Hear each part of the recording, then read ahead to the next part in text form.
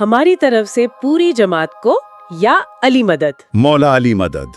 آج ہم ایک بہت ہی خاص واقعے پر بات کرنے والے ہیں۔ یہ امام شاہ کریم کے دور کا ہے، 11 نومبر 1991 کا۔ جی، ایک ایسا لمحہ جس میں آپ کہہ سکتے ہیں کہ امامت کا نور اور ان کا الہی علم بہت واضح طور پر ظاہر ہوتا ہے۔ بالکل، اور اس کا تعلق کراچی کے ڈارخانہ جماعت خانے سے ہے اور میرپور ساکرو کے ایک مرید سے۔ یہ صرف ایک کہانی نہیں بلکہ ایک ایسا واقعہ ہے جو ایمان کو ایک نئی روشنی میں دکھاتا ہے۔ لیکن گفتگو شروع کرنے سے پہلے ایک چھوٹی سی گزارش۔ جی، ہمارے 4 چینلز ہیں، پلیز انہیں سبسکرائب کریں۔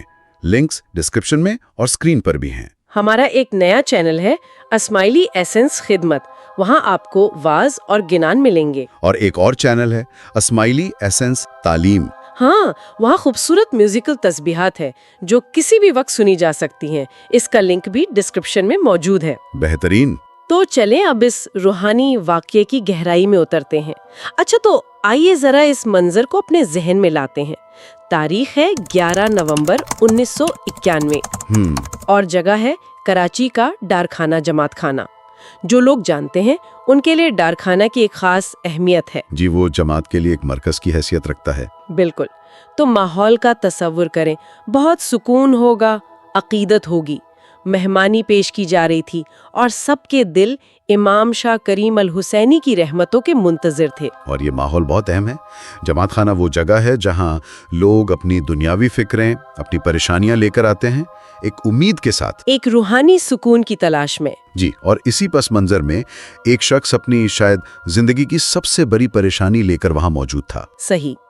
اور اسی ہجوم میں سے وہ مرید آگے بڑھتا ہے۔ اس کے چہرے سے پریشانی ظاہر ہے، آواز میں ایک بوجھ ہے۔ ایک بیٹے کی فکر؟ ہاں، ایک بیٹے کی فکر اپنے باپ کے لیے۔ وہ میرپور ساکرو کے ایک گاؤں سے خاص طور پر آیا تھا اور وہ امام کے سامنے حاضر ہو کر بہت عاجزی سے عرض کرتا ہے، خداوند، میرے گاؤں میرپور ساکرو میں میرے 80 سالہ والد شدید کمزور ہیں۔ امام شاہ کریم براہ کرم ان کی صحت کے لیے دعا فرمائیں۔ اچھا، یہاں ایک لمحے کے لیے رکتے ہیں۔ یہ جو درخواست ہے نا، یہ بہت اہم ہے۔ کیسے؟ دیکھیں، یہ ایک بہت ہی فطری، بہت ہی انسانی التجا ہے۔ ایک بیٹے کی اپنے والد کے لیے محبت، اس میں کوئی پیچیدگی نہیں ہے۔ نہیں، بالکل سیدھی سی بات ہے۔ وہ بس یہ چاہتا ہے کہ اس کے والد ٹھیک ہو جائیں۔ اس کی دعا جسمانی صحت سے دنیاوی زندگی سے جڑی ہوئی ہے۔ یہ بالکل ویسی ہی دعا ہے جیسی ہم سب اپنے پیاروں کے لیے مانگتے ہیں۔ صحیح۔ اور اسی سادگی کی وجہ سے امام کا جو جواب ہے وہ اور بھی زیادہ غیر معمولی ہو جاتا ہے۔ اور یہیں سے یہ واقعہ ایک عام دعا سے کہیں آگے نکل کر ایک گہرے سبق میں بدل جاتا ہے۔ وقت کے امام شاہ کریم الحسینی اس مرید کی طرف دیکھتے ہیں، بہت شفقت سے اور بہت نرمی سے جواب دیتے ہیں، میں تمہارے والد کی روح کے ابدی سکون کے لیے خاص دعا دیتا ہوں۔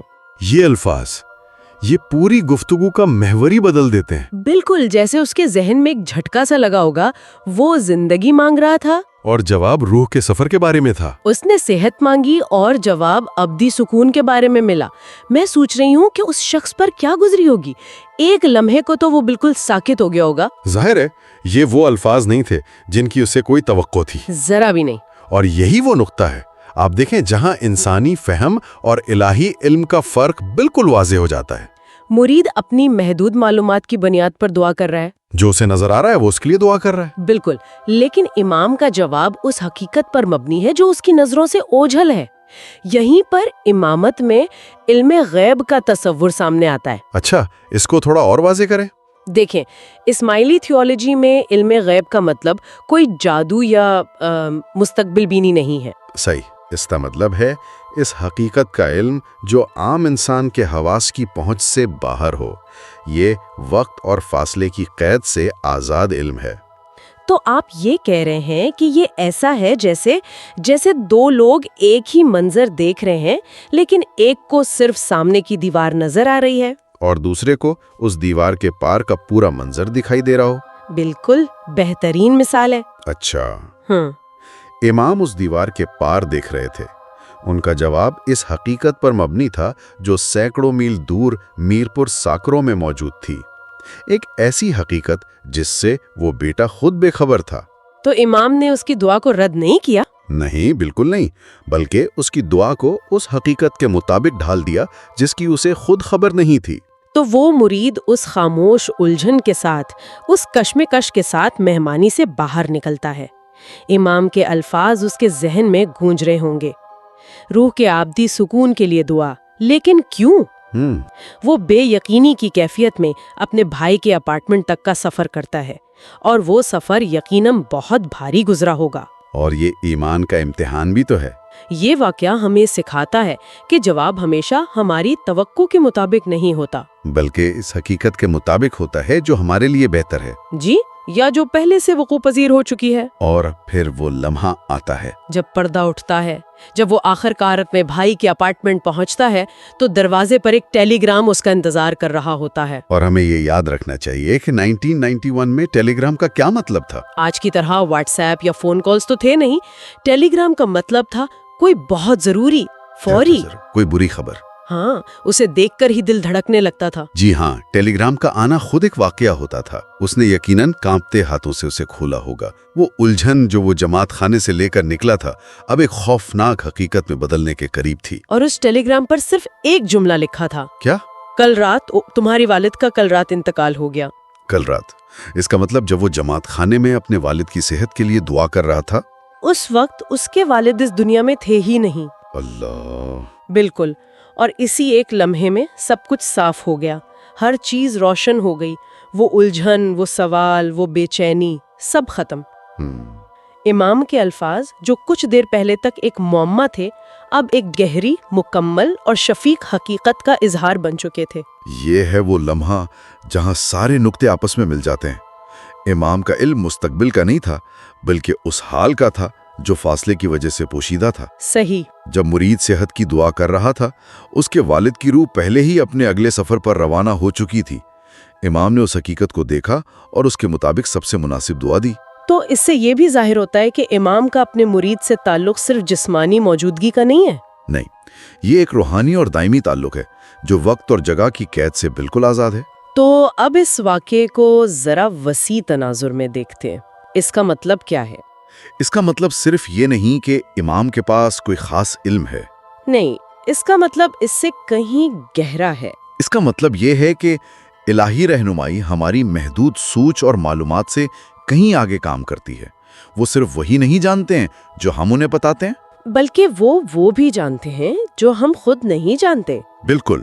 اور یہ ہمیں دعا کے تصور پر دوبارہ غور کرنے پر مجبور کرتا ہے۔